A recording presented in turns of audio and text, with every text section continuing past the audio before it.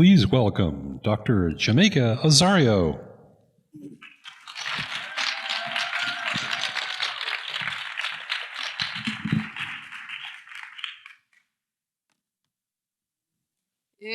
Hawaii nui a kea, Hawaii nui, Hawaii iki, Hawaii loa, Hawaii poko, Hawaii luna, Hawaii lalo. I loko ka moana nui o hoa kea. Ue ka lanina, ue ka honua, ne'e ka honua, ola i ka honua, ho'ola ka honua. Tu te vairu o te tupuna.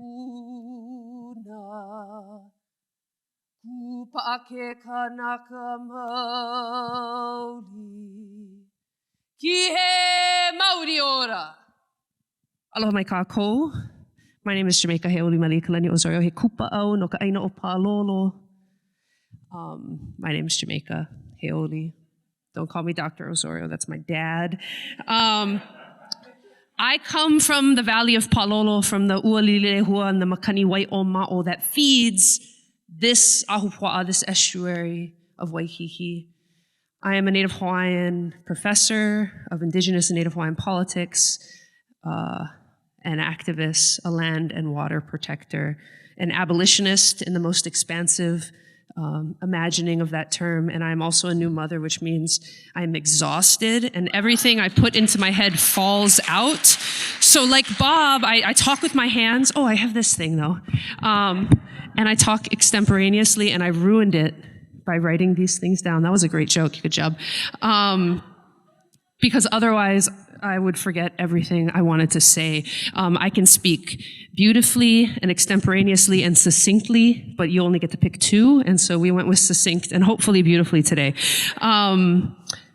Thank you so much for having me. I don't work in any kind of tech industry. I work in language and land and intimacy. And I don't have enough time to tell you how deeply connected I and my ancestors are to this aina, to that which feeds this land, these waters, this air. So you're just gonna have to believe me when I say we're very connected to this place. I think we can begin by being unified, perhaps, maybe, based on the last presentation, in an equal disdain for Mark Zuckerberg. Can we say Zuck sucks? Okay, just so you know, he's like stealing land on Kauai from my people. I mean, he's got so much money, he's got to steal land. Don't make no damn sense. Okay, so let's begin. On the morning of January 13th, 2018, at 8:07 a.m., 1.4 million people in Hawaii received the following message: ballistic missile threat inbound to Hawaii. Seek immediate shelter. This is not a drill. You guys hear about this? Raise your hand if you've heard about this. Okay, cool. So y'all watch the news. Good. The threat was eventually called off on Twitter 38 minutes later. In that time, people hastily called estranged loved ones. They stuffed their children into storm drains and crawled into their bathtubs praying for the best. The extensive time lapse to us being notified that it was, in fact, not real was because apparently our governor forgot his Twitter password. And there's no other way to like notify the people of whatever. So he's also a fool. The whole event was later framed as this like human error, right? Someone pressed the wrong big red button. But this is a reasoning that is often used to mask structural violence, right? Where structural violence is in place to make certain events possible in the first place. The official statewide narrative response was a masterclass in distraction and misdirection. But if this traumatic event wasn't just about human error, then what does it really represent? And why begin our conversation today and part of your introduction to Hawaii with a story about the end of the world? We do because the story of Hawaii is the story of the world ending over and over and nobody noticing. Hawaii is currently dominated by two intersecting industries: tourism and militarism. To give you a small sense of the combined impact, here are a few figures. The US currently holds and controls 25% of this island alone. That says nothing of the extensive training, dumping, and bombing grounds that they have established on Hawaii Island, Kauai, Maui, Ni'ihau, and historically on Kaho'olawe. Those who survived martial law in Hawaii in the 1940s know the truth. The US military actually controls 100% of all land, water, and air in Hawaii, which means Hawaii is a military state. Or as my kumu Kanalu Young and Honani K. Trask have argued, Hawaii is an American colony facilitated via ongoing illegal military occupation. So the first lesson we learned today is that Hawaii is not actually a state. It is an illegally occupied nation state. We can't tell you all the reasons why, but you should know when you go back to tell your friends, tell them Hawaii is not the 50th state. That's a lie. Okay, so for tourism, at statehood, this is the fake statehood. In 1959, Hawaii residents outnumbered tourists 2-1. In 1993, tourists outnumbered residents 6-1. They outnumbered Native Hawaiians 30-1. But a lot has changed since 1993, right? In 2019, over 10 million tourists arrived in Hawaii, meaning that before the onset of COVID-19, tourists outnumbered residents 10-1. They outnumbered Native Hawaiians 70-1.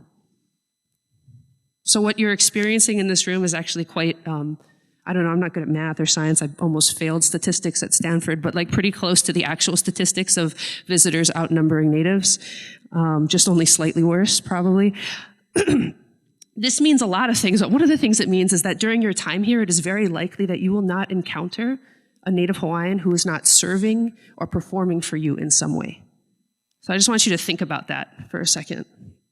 These industries and the way that they hold ransom our local economy are essentially the operating system of the ongoing occupation of Hawaii by the US government. They facilitate ongoing displacement, degradation, and death of Native Hawaiian people and land. Said another way, in my home, militarism and the visitor economy are cyclically resulting in world ending after world ending. The material result of this scenario is that Hawaii is both a place marketed as paradise to consumers while also being a place where Hawaiian life is under constant threat. This is true whether there is an inbound missile or not. In 2022, our people remain overrepresented. I promise I'm not only just going to talk about horrible things, okay? But overrepresented in every disparity you can think of, from shortness of life expectancy to infant mortality to houselessness to incarceration to high school dropouts. Moreover, that threat to our people has been directly represented on a threat to our land. One, an aquifer poisoned by the US Navy for national security, hashtag shut down Red Hill.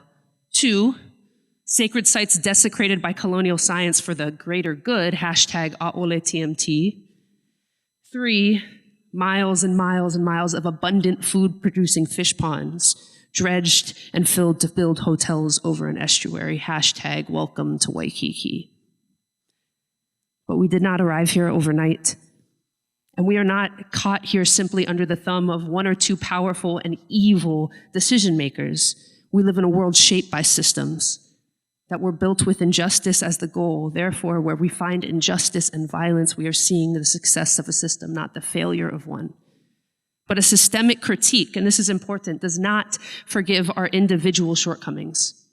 We must remember that systems are upheld every day by the inaction or action of everyday people. Put another way, we are the systems we live under. It is our choice to either uphold or abolish them. Let me give you an example. This hotel, it's an illusion. It is both part and representative of an industry that has created a preciously scripted experience held together by millions of people whose personal disconnection to their own environment and their own impact fuel a hunger for paradise escapism. Hawaii as paradise only exists because people are either without political consciousness or, worse perhaps, willing to suspend and escape those principles long enough to take part in the experience. Another example. After the US Navy poisoned our aquifer again in 2021 with jet fuel and then overpumped their wells, the Board of Water Supply called for a rationing of water resources. During that time, not a single hotel or golf course or military training area was put on notice to ration their water. In fact, during that time, the number of visitors grew while the US military requested access to additional wells and shafts to draw water from. All the while, 200 million gallons of fuel still remain in these degrading World War I tanks. They're seeping jet fuel into the water as I speak. This is just one example of the way of unregulated capitalist growth and the militarism needed to maintain and protect American empire is always paid most by the people who live here, and specifically by Native communities. This is not different than anywhere on stolen land. Spend enough time understanding the threats to water security across occupied Turtle Island, from Standing Rock, North Dakota, to Flint, Michigan, to Jackson, Mississippi, and you will be overwhelmed by the similarities. But what does this have to do with like connecting to a sense of place? Okay, so the statistics I cited earlier, they make clear that Hawaii currently exists for the benefit of visitor consumers, right? 70-1, that makes sense. Okay.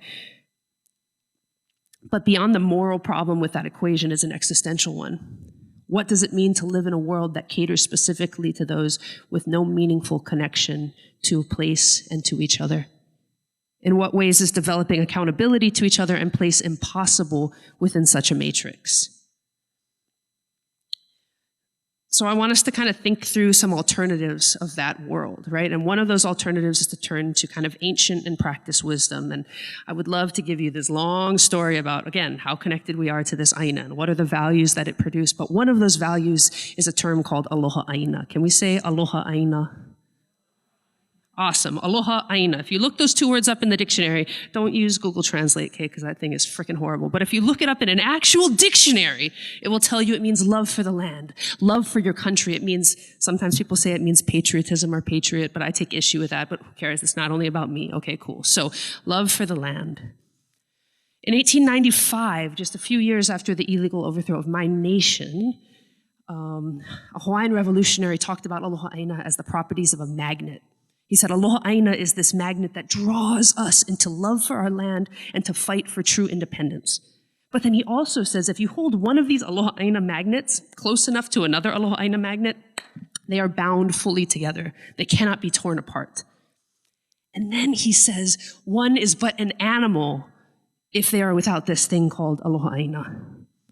I don't know what's so wrong about being an animal, but anyway, you get the point, right? You're a savage if you don't have this thing called aloha aina.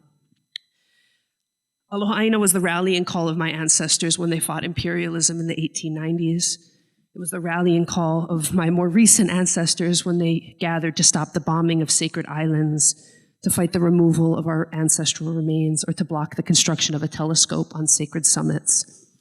But today, Navahi's definition, that's the revolutionary, I didn't tell you his name, my bad, is instructive. He shows us that aloha aina is both about love for place and land, but it's also about a collective love for each other and community. It means we will not forsake each other or any land or any people in the work that we do. It means all of us are connected. It means we all have a profound impact on each other and our environment. It means we will not wait for those in power to make better decisions. We will not wait for the law to be in alignment with our principles, but we will build and hold the line together to protect what we believe in, our places and our people. I'm skipping through a whole bunch of things. Okay, cool. So, in conclusion, it's 2022 and it's really getting really easy to talk about all the horrible violences and all the systems that guide our lives, right? Like, it's all over frickin' Twitter and Facebook. I'm not really on Facebook or TikTok because I'm scared. YouTube, it's everywhere. But I want to actually do something a little more difficult. I want us to understand our power, both individual and collective. In a system maintained by apathy and disconnection, I would like to inspire complete strangers, because really I don't know any of y'all. And as it seems, you guys were like raising your hand that you joined the company since COVID. Like many of y'all probably don't know each other that well. I would like to inspire us to reach for intimacy and connection, in the hopes that we all begin to realize how much power we wield from that orientation. So where do we begin? I got 1 minute and 6 seconds left. First, we understand the most complicated problems begin with really freaking simple solutions. One, stay curious in your development of a set of political principles. You are never done politicizing your consciousness, period. Stay freaking curious. And then live those things into action, right? Like no posting on Twitter and then go doing some dumb shit. Sorry, can I swear? I can swear at the university. They won't fire me. 2, work regularly to suspend your assumptions and your insecurities.